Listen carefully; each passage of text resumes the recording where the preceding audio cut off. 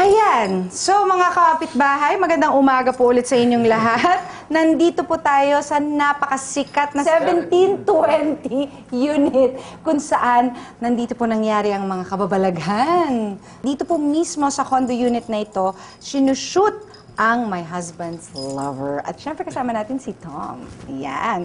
At si Tom magluluto para sa atin, di ba, bongga-bongga? Ano ba itong luluto mo na? Very simple pasta. It's called the sausage and eggplant pasta.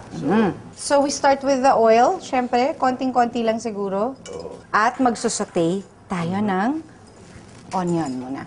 And then habang nagsusaute po si Tom, mag-a-ask lang ako ng some very, very light questions. Grabe, naging phenomenal talaga itong My Husband's Lover. Did you guys expected it na magiging ganito kalaki ang My Husband's Lover na nagta-trending worldwide?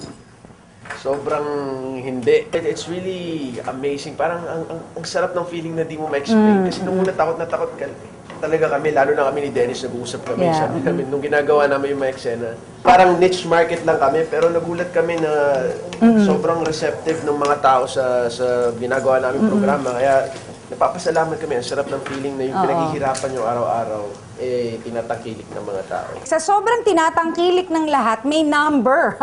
Number? May numbering di ba? Yung days.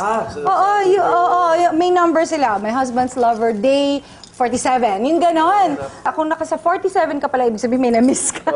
So it's so funny. So talagang lahat, everybody's watching it. Grabe talaga, nakakabilib.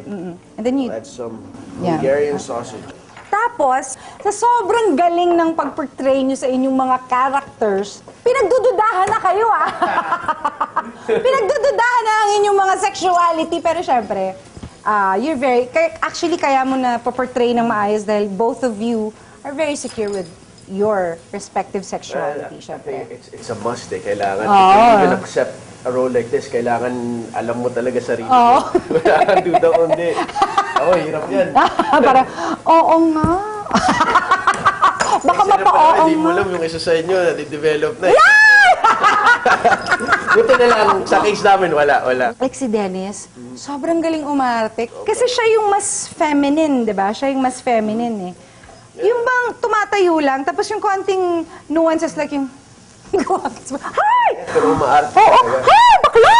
Yung ganun talaga. Pinaghahandaan nyo ba ni Dennis ang mga medyo masiselang eksena? Dumaan kami ng isang familiarity workshop. Talaga? 2 hours lang naman, parang half-half lang. Para lang at least maging komportable kami sa isa't isa. Actually, ako, si Dennis, at si Carla, nag-salitan kami. Para lang masanay kami na, syempre, sa mga hawakan, titigan. Kailangan yung practicing kasi ang hirap na sa set nyo pa kakapain yung mga karakter nyo. Kailangan doon palang alam na namin para we could convey na we have a history together and we are in love with each other. So, kailangan talagang maramdaman ng mga tao na na-in love talaga kayo sa isa't isa. Nagkailangan ba kayo at first? Meron na ilangan Lalo na yung unang mga holding hands na talaga naninigas yung lalo na ako, naninigas yung kamay ko, katawan, hindi talaga buti na lang, Dennis is, sobrang professional. Sa mabait na kaibigan. At talagang multi-awarded actor yun Kaya, sobrang safe ako sa nakasama siya. Alam mo ba na meron kayong mga fans na Tom din? It's so funny kasi kinikilig sila sa inyo.